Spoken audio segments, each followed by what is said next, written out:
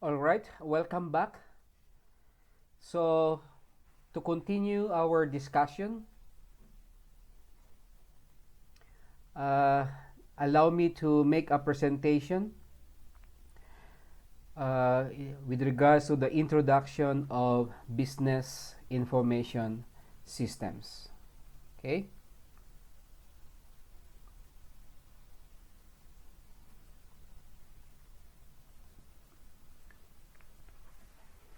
And as we go through our discussion, maybe we can answer the questions that we have raised a while ago when we were discussing the case. So, welcome to this short presentation with regards to the introduction of business information systems. So, what is an information system? So, information system can be defined technically as a set of interrelated components that collect or retrieve, process, store, and distribute information to support decision making and control in an organization. So, with this definition, ladies and gentlemen, it is very clear to us now why Dr. Onyango, the managing director of Imara Medical Center, would want to implement a business information system because it can support him in his decision making and it can support him in controlling his organization. Information system may also help managers and workers analyze problems. Okay? Say for example, sales are going down. Okay? That is a problem. And how will business information help them analyze the problem? Maybe they can go back to historical data. Okay? And then visualize complex subjects. Again, because of advanced business information systems, we can actually represent these complex problems into graphical form. Okay? So it's easier to see and to analyze when you see it in graphical form. And create new products. Alright? So maybe the reason why Dr. Onyango wanted to implement a new business information system is because he wanted to open more branches. Okay? Now, let's try to define what is data versus information. Simply put, data are just raw facts. Okay? They are not yet processed, and it's very difficult to understand and use and by people. Okay? As compared to information, they have been already shaped into a form that is meaningful and useful to human beings, especially to managers and users of systems. Now, let's try to differentiate what is information system and information technology. Sometimes we interchange the two concepts. So, what's the difference between information systems and information technologies? Simply put, information systems are products of information technology. So when we say information technology, we refer to our computer networks, we refer to software, hardware, etc. Okay? And then we develop information systems. And based on our definition of information systems, they help in decision making and in controlling the operation of the business. Now, let's try to differentiate hardware, software, and peopleware. As you have mentioned in our discussion in the case, hardware, these are physical equipment or the tangible parts. Okay? And software, these are the programs or instructions. Okay? And the health management information system is part of that software. And of course, you mentioned about peopleware. Okay? Peopleware referring to people in the development or use of computer software and hardware systems. Okay? You mentioned in the case users, for example. You mentioned about the developer, okay, the vendor. You mentioned about a consultant. You mentioned about computer scientists and computer engineers. All of these are part of Peopleware. Now, you mentioned also in our discussion during the case, all right, that hardware is obsolete, software is obsolete. Can people be obsolete? I'm sure the answer would be yes, okay? Now, the reason behind why hardware, software, and people can become obsolete is because of Moore's law. What is Moore's law? Moore's law states that the computing power doubles every 18 months. So what do we mean by that? So every year, we will be seeing new technologies. All right? New hardware, new software. Therefore, even people have to upgrade. Okay? So that is Moore's law. If you notice, even in iPhone, for example, we have iPhone 7, iPhone 8, iPhone 9, iPhone 10. Now I think it's iPhone 11. Okay? So it's because of that, Moore's law. Now let's talk about computer block diagram. Input, processing, and then output, and then feedback. Okay? So data is coming in. It will be processed by the computer system, and then we're going to have output, okay, in the form of information, and then we're going to have feedback. Okay? Now let's try to differentiate between internet, intranet, and extranet. Okay? I'm sure you are familiar with internet. In fact, we are using it right now. Sometimes we call it the WWW, or the World Wide Web. Okay? How about the intranet?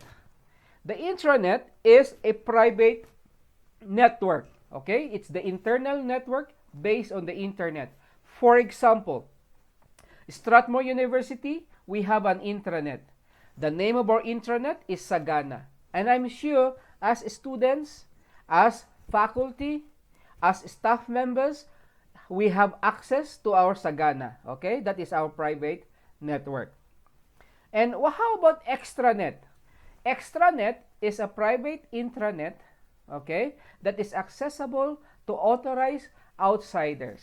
All right? So that is an extranet. Suppose Sagana, that is our private network, will be made accessible to outsiders, then therefore Sagana will become an extranet. So how information systems are transforming businesses today? 1. Massive spending on IT and systems. As you can see in the case, Imara Medical Center, okay, spent 30 million Kenya shillings for their business information systems. In the future, you will be working in banks, all right? The big banks in Kenya, they spent billions of Kenya shillings on their core banking systems. So that's how massive the spending of companies with regards to their IT and systems.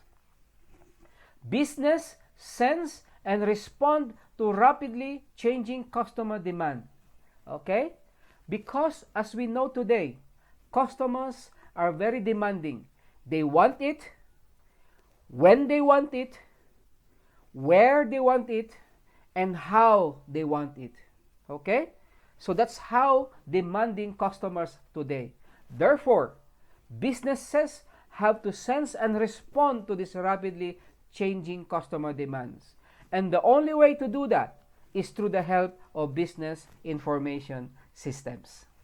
Number 3, reduce inventories to the lowest possible levels. All right? Why? Because if we have so much inventory, it will affect our cash flow. Okay? It will affect our cash flow.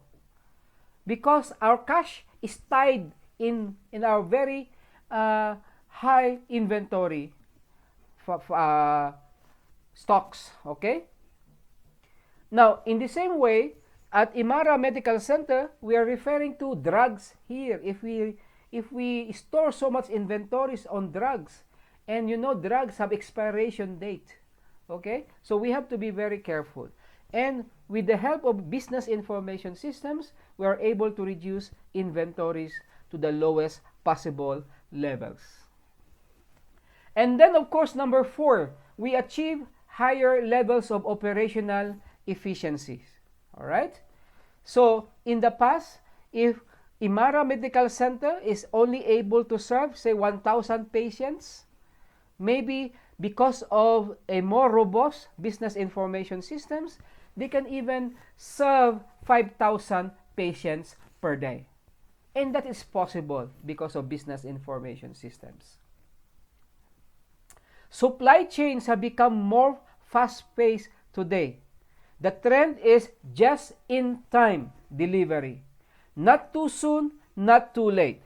Just in time. That's why companies are able to reduce inventories to the lowest possible level. It's because of this just-in-time. All right? And it is because of business information systems. Hundreds of millions of people receive news online. Read, write blogs, by the way. Next week, I'm going to show you my blogs, okay? You can visit my YouTube channel. You can also visit my Facebook page, all right? Because I write blogs, okay? I create videos. And social networking sites are being used by businesses to connect to employees. All right?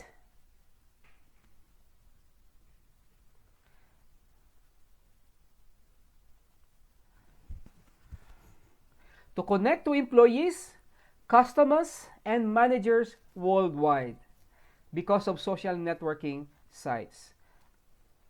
E-commerce and internet advertising are booming. In fact, in Kenya, we have Jumia and we have Sky Garden. Okay?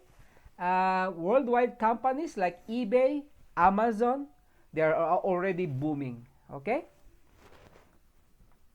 Now, another transformation of the enterprise is flattening. If you look at the organizational structure like this, okay, it is very hierarchical in a very traditional and manual type of business. Okay? But because of business information systems, this hierarchical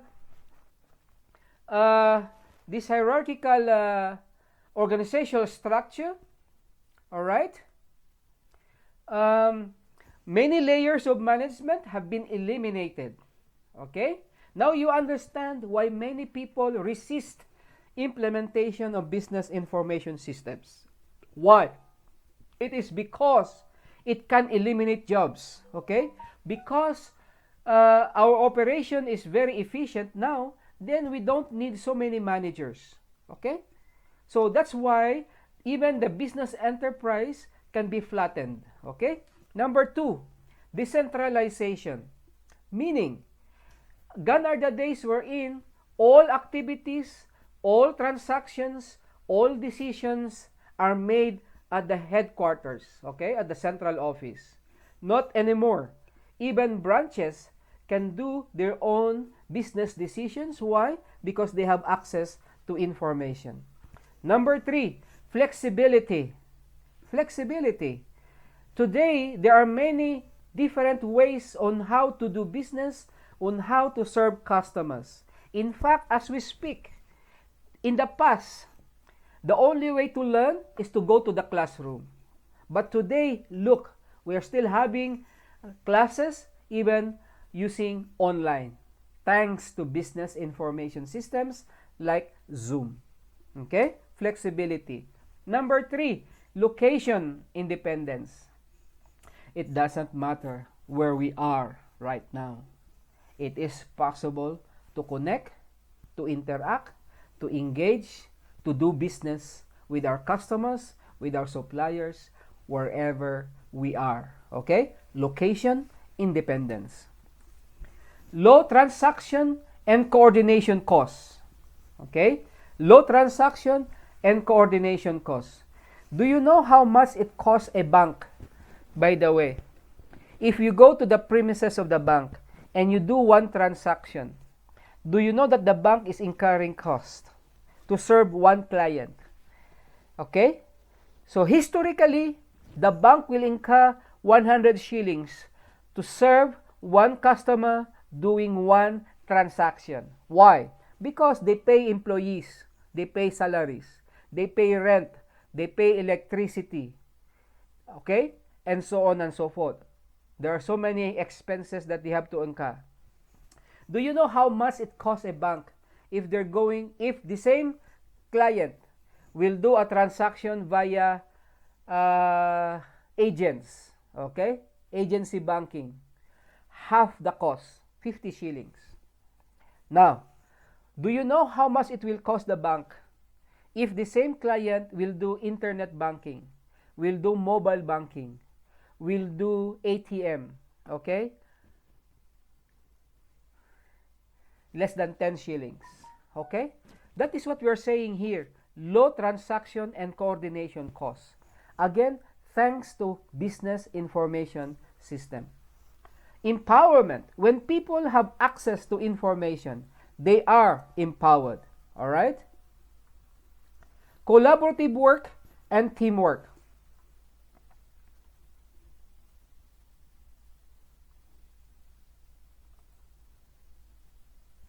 Collaborative work and teamwork.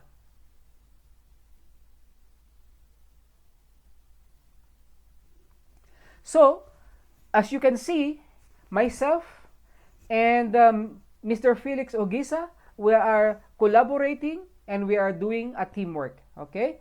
He is busy in his classes right now, doing his PhD. Okay? So, as a member of the team, I am collaborating with him and we are playing as a team. Alright? So, business information systems will enable the company, the enterprise, to do collaborative work and teamwork.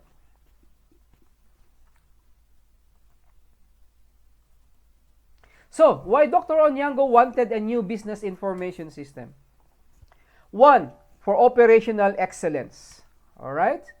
So, Imara seeks to improve the efficiency of its operations in order to achieve higher profitability.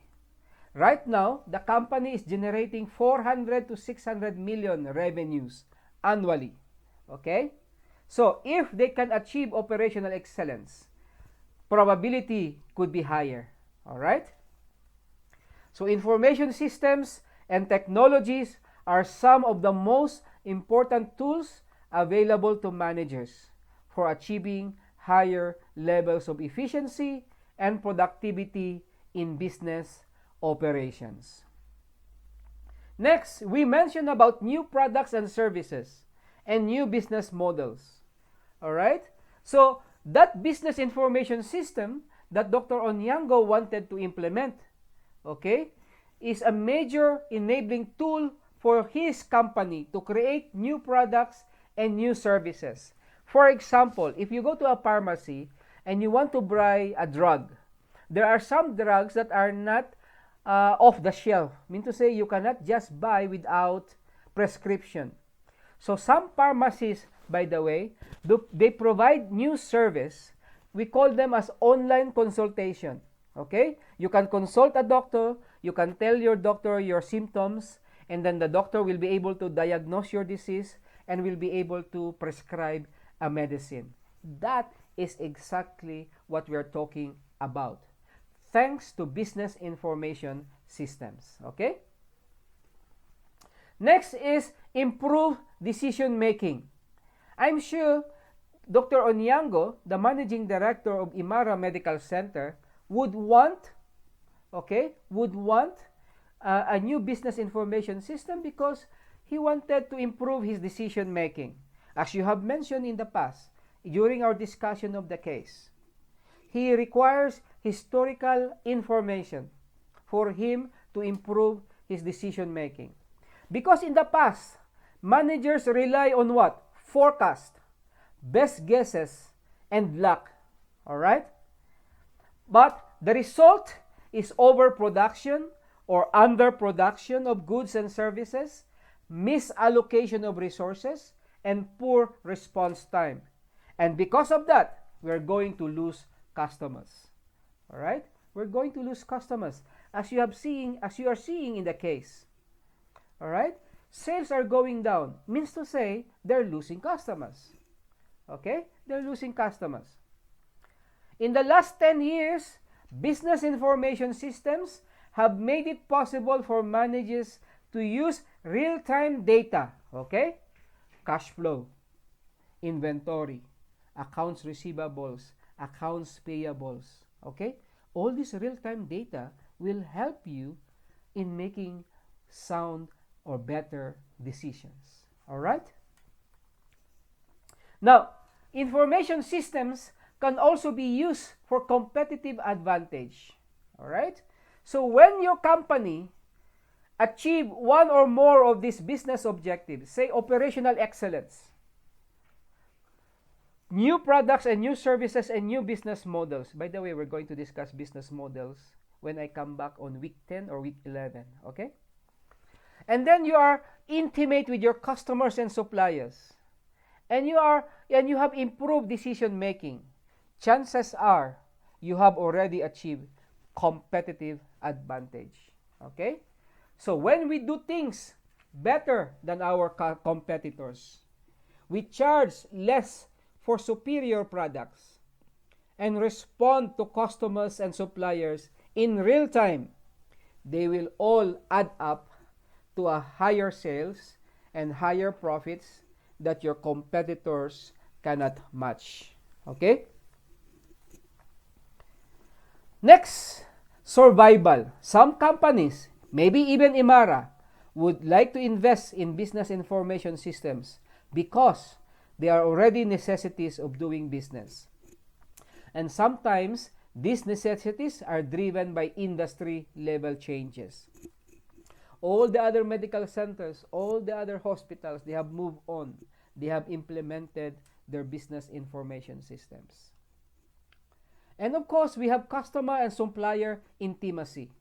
So when a business really knows its customers and serves them well, the way they want to be served, the customers generally respond by returning and purchasing more. And of course, this will raise revenue and profits. Okay? The more a business engages its suppliers, the better the suppliers can provide vital inputs. And this will also lower costs. All right? So, let's go back to our debate. What should Onyango do with a poorly performing system? Okay, so this is what they did. Dr. Onyango continued. He hired a consultant. And it took them 4 months, okay, to rectify and stabilize the system. Okay? 4 months. Now, although they were successful in rectifying the problem and stabilizing the system, much of the damage have been done already. Okay? They lost too many of their customers. They ran out of cash. Okay? And eventually they went bankrupt. They went bankrupt. Okay? As mentioned in the case, they cannot continue with the current chaos. They will go bankrupt. All right? So, that is the sad, end of Imara Medical Center. Imara Medical Center does not exist anymore. Okay? It was sold to a competitor. All right? So, that's it. That's it for today's case. All right?